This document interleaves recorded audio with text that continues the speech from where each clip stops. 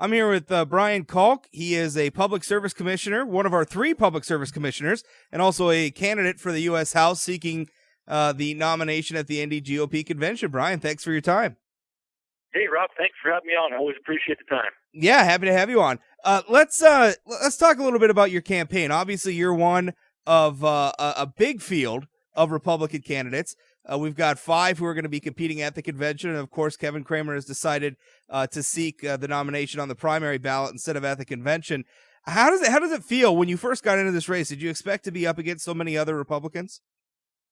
Well, it's interesting because the way this thing all played out, we were the first candidate in the House race last summer, and I always knew there'd be a lot of good people that would get in this race.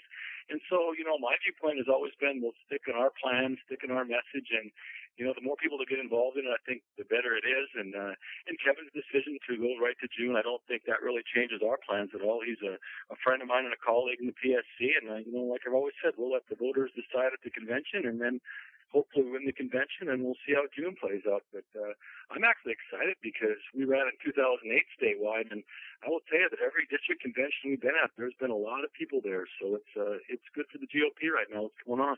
What do you think sets you as a candidate apart? Obviously the delegates are going to have to make a decision on one of you. What do you think sets you apart from the other candidates? Well, I think when you look at all the candidates, each one have their strengths and minuses, if you will. But I think for us, the background that we've developed over the last, 20, 25 years, whether it's the military background, it's understanding of the energy issues, and quite honestly, teaching a little bit and being a natural resources expert, I think our background, our worldview, I think really sets us apart from the rest of the crowd when you look at the challenges coming out of Washington, D.C. I mean, we've always, face our challenges head on, and I think the biggest challenge to our state right now and our country are the policies coming out of D.C. So I think that our background and experience perhaps hits us the best to answer those challenges. Speaking about those challenges, obviously one of the ones Americans are most concerned about is the national debt. That's actually something both Democrats and Republicans agree on. The Democrats, who already have their House candidate, Pam Gullison, she's out there talking about the need to balance the budget, the need to address a lot of these national spending issues. But one issue that they really pick as a bone of contention is the Paul Ryan budget. Obviously, in the last cycle, last year, they made a big deal about the Paul Ryan budget. Representative Ryan has put another budget plan on the table again. And again, Pam Gullison is already out there attacking it, suggesting that it ends Medicare, among other things. What is Paul Ryan's budget? Is that something you would support were you in Congress right now? Well, I would have to look at the whole budget in its entirety, but I'll tell you that I respect Paul Ryan and what he's doing out there. And I would think for the most part, I don't think I'd have a lot of heartburn with his budget. Now, I will tell you that there's probably things in there that need to be tweaked a little bit, but let's step back. The number one role of Congress is budgeting, and we haven't had a budget in over 1,000 days, and Paul Ryan is stepping forward saying, this is my plan, this is the way to do what we need to do. So that's what we have to do, is get something on the table and then have the debate. But it's absolutely irresponsible for Congress to not have a budget. It's irresponsible to keep borrowing money from China to get foreign aid packages out. So, no, I would like to be out in that discussion, and I think Paul Ryan's is on the right track. If you were in charge of the national budget, what areas do you see? I mean, because obviously we hear this from, for instance, Heidi Heitkamp and Pam Gullison. They talk about, wanting to balance the budget, but they don't necessarily want to touch entitlements like Social Security, Medicare, and things like this. But those programs are such a large part of our budget, it almost becomes impossible to balance the budget without addressing them. So if you were in charge of the budget, how do we balance it, generally speaking? I mean, how do we get to a point where we could say, listen, we're only spending as much as we take in, and we're not creating these huge deficits which add to the national debt, which is really just delayed taxes that our children are going to have to be paying. There's no question about it, Rob. We were the first candidate to announce, and back in August when they were having the debate about raising the debt ceiling, we sent out a press release, and I made public comments that we should absolutely not raise the debt ceiling. And look what we did. We raised the debt ceiling, we kicked it to the super committee, which didn't do anything, and we're back to where we started again. So I think the first thing we have to do is quit raising the debt ceiling, and that'll force the hard cuts to happen. Some of the things that I said right off the bat were, cut foreign aid packages. Don't give no longer any money to Egypt, no longer any money to Pakistan. Those countries, we don't know where the money's going to. Cut those aids. Close bases overseas. The Germany, those areas we don't need them. And I'll tell you that the next thing we need to do is, peel it back a little bit let's start getting rid of departments at the federal level. The ATF, Alcohol, Tobacco, and Firearms, this agency gave automatic weapons to the Mexican cartels that were used to kill U.S. Border Patrol agencies. The ATF needs to go. Department of Energy, that department needs to go. The EPA, I think there is a need for the EPA to make sure they do the right regulation, but if they're not going to do it, perhaps they need to go as well. So that's the beginning of it. And you start looking at some of the Social Security programs. I think over time we're going to have to raise the age for Social Security. I think that we should perhaps raise the cap of what you can pay in. But I think there's many different areas that have to be attacked. I think what you've got to functionally have is a kind of person out there that's willing to make those hard cuts. Because right now we keep sending the same type of bureaucrats and political appointees out there. They keep doing the same thing. So I think it's a functional change. You'll get a different kind of person out there, make the hard cuts, and go back home and tell folks what you're doing. Let's talk about foreign policy for a moment. I know obviously you have a military background. It's something that you're passionate about. Where do you see him? How do you see America standing in the world? What's our biggest threat to our national security, and how do we fix it? Well, I think the biggest threat to our national security is our debt and deficit. Reagan talked about, a strong economy, a strong military. They go together. So we have absolutely got to get our debt under control before we can have a good foreign policy. Because if you don't have the budget is not balanced, there's not much left over for anything. So that I think is still the key thing. But as it ties into long-term foreign policy, I think that countries like China and India, we've got to forge a relationship with them that allows us to trade with them and for both countries to benefit it, because we don't want to have military conflict with China. But we do want to have trade, and we want to have fair trade. If the Chinese want to make socks and low-tech items, let them make it. But let's make high-tech manufacturing back home in the U.S.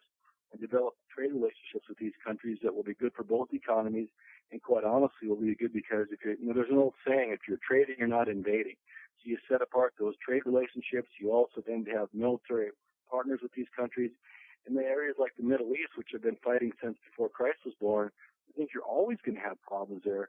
But developing good energy policy back home, good trade policy with countries that we can work with, I think that's the beginning of a long-term policy that's good for economics, that's good for military security. What do you think? Obviously, the first election you won was to the Public Service Commission. That was as far back as 2008 now, wasn't it? In 2008, you won. Yeah, you won statewide election to the Public Service Commission. Now you're seeking election to the U.S. House. What would you say that you've learned, from your first campaign and your first, I guess, term in office, or your first experience actually governing, that you could take to the House and use there? I'll tell you, Rob, that's for me the easy question, because the biggest learning experience that I got when I got in the Public Service Commission was just how convoluted the jurisdiction is between local government, state government, and federal government, and how the federal government is always trying to reach into state jurisdiction and tell us what to do. I didn't realize how passionate of a states' rights guy I was until I actually got directly involved in some of the policies. You look at the Keystone Pipeline. I mean, at the federal level, they've got this all botched up, where they're not going to build this pipeline, and 500-600 trucks a day would come off the road. It'd be jobs. And you get this federal jurisdiction that doesn't know how to make decisions. If you give state jurisdiction, we know how to build pipeline safety. We know how to figure out where to put our power lines. We know how to do those things. So I think the biggest thing I've learned is that any power that you can get out of Washington, D.C. and get back to the state level is a good thing, because states know best how to manage their issues. And that's anything we can do to shift that power back to the states, I'd be 100% for that. Obviously, you haven't won the nomination yet. We're going to be settling that at the convention, and then, of course, it'll go to the June ballot with Mr. Kramer, competition with I guess whoever comes out of the convention and whoever might still yet decide to run on the June ballot. But supposing you make it through those competitions and you're the Republican nominee, and you're going to be facing election against the Democrat nominee, who is Pam Gullison, how do you define yourself differently than Pam Gullison? When voters are looking at you two candidates deciding which to pick, what's the difference between Brian Kalk and Pam Gullison? Well, I think if you step back a little bit, she worked for Senator Dorgan for many, many years. And so, the policies that she's going to support are those kind of policies that her party supports. Her president, if you vote for Pam Gullison, it's like putting Nancy Pelosi back in charge of the U.S. House. Socially, the social issues we come down, I think, completely opposite. I believe life begins at conception. I believe in traditional marriages. I mean, she does not believe in those kind of things. She believes the opposite side of that. I believe in less regulation of our energy and ag sectors, where she tends to follow more regulation. So her background is as a bureaucrat, mine is a problem solver. So I think that, quite honestly, I think the biggest challenge for the Republican Party is that I absolutely believe that whoever comes out of the June primary is going to be our next congressperson, because we've got the issues are on our side, we've got better candidates, but we also have to keep working hard, because you can't just not work after the June primary. But I think the challenge is on our side of the aisle to make sure we get the best candidate forward.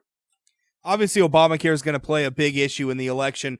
The Supreme Court hearing oral arguments on the case this week. Later this year, expected to make a ruling, really in sort of the heat of the election cycle. The Democrats have a little bit of a problem, I think, and this is my opinion, with Obamacare in North Dakota, in that North Dakotans oppose Obamacare, but yet the Democrats, obviously President Obama passed it. Our previous Democrat delegation, Kent Conrad, Byron Dorgan, Earl Pomeroy, they all voted for Obamacare. How do you see Obamacare playing in to this election cycle, and especially in the context of Democrats, claiming a Republican war on women and things like that? Give us your thoughts on that debate. Well, it's a very interesting field upside down. I think on the Republican side of the aisle, I think we're all in agreement that, if the Supreme Court doesn't repeal it first, it should be. And how do I see it playing out? I guess we'll have to kind of see how the court works itself through this. But I think in North Dakota, when I talk to people out there, especially I've got friends that are small business owners, they are very, very concerned about Obamacare. They see that as the biggest threat to their business, to where if these provisions are enacted, what they'll do is they'll start laying off employees or cutting back hours. So how do I see it playing out? I see that we've got the right message to repeal it, and that anybody that tries to say keep it in place, I think is wrong. And so I think that plays out to our side, because we've got the right issue. But people are very concerned about the impact of what it's going to do to small business in the state. I know she's not going to be your opponent, but Heidi Heitkamp, Senate candidate, kind of trying to walk back her past support for Obamacare, saying that she's been skeptical of it all along, and that it needs to be tweaked because it's going to be problematic for businesses. A lot of the very same concerns that you're bringing up here too. We haven't heard Pam Gullison talk a lot about Obamacare yet, but do you expect her to attempt that same sort of a walk back on Obamacare? And if so, what would your reaction be as her opponent? Well, I think that the voters in North Dakota are pretty smart people. They really get to know the candidates, because we're a small state. And I think that, just like the president tries to say he's helping the Keystone Pipeline and that southern part of it, and really he's not helping anything because he has no jurisdiction. People figured that out quickly. I think that if Ms. Gullison and both Heidi try to continue this rhetoric that is just basically lies, I think the voters see right through it and further exposes that these aren't the kind of people they want to send to D.C. So I don't think that works, and that's probably why they've been silent on it. I don't know what their plan is, but our focus is we've got a nomination doing this weekend and a very strong opponent in June, perhaps. I know you're a busy man with the convention coming up this weekend, so last question. It's made headlines, and I know you sent out a release about it earlier today, but two liberal organizations, liberal environmental organizations, the Sierra Club and the Dakota Resource Council, filing a lawsuit claiming that you took political contributions from coal interests, and you're refusing to recuse yourself from ruling on a permit for a coal mine here in North Dakota that would obviously benefit those interests. What's your reaction to this lawsuit? Well, first off, Rob, this is old news. They tried this back 7-8 months ago. This group appealed to the Office of Surface Mines, and basically they said, listen, there's nothing to this. And now today they filed a notice of intent, and I will tell you that it's 100% politically timed and politically motivated, because I think we're sitting pretty good going into this convention, so they're trying to smear things up a little bit. And Commissioner Kramer is potentially our adversary in June, and so they're trying to muck the waters about this. But the reality is that these contributions were from a private citizen. They were fully reported by myself and, quite honestly, my colleague in the commission. Mine go back to 2008, 2009. It's 100% legal. And the thing is, this case really hasn't even got in front of us yet. It'll probably be another 6 months to a year before it comes in front of the commission, the three of us. And really, our decisions in the PSC are 100% transparent. We develop a record. We encourage public input. So this is nothing more than, I think, a left-leaning liberal group just trying to use the political system to advance their political agenda. And this is why we got to stay focused on our plan, because if this is all they have, they don't win elections. And it's good, because this kind of policy is not good for our energy industry. Brian, thank you so much for your time, and good luck this weekend. Hey, thanks, Rob. Thanks for having me on. Good luck in your show and your blog. Thank you.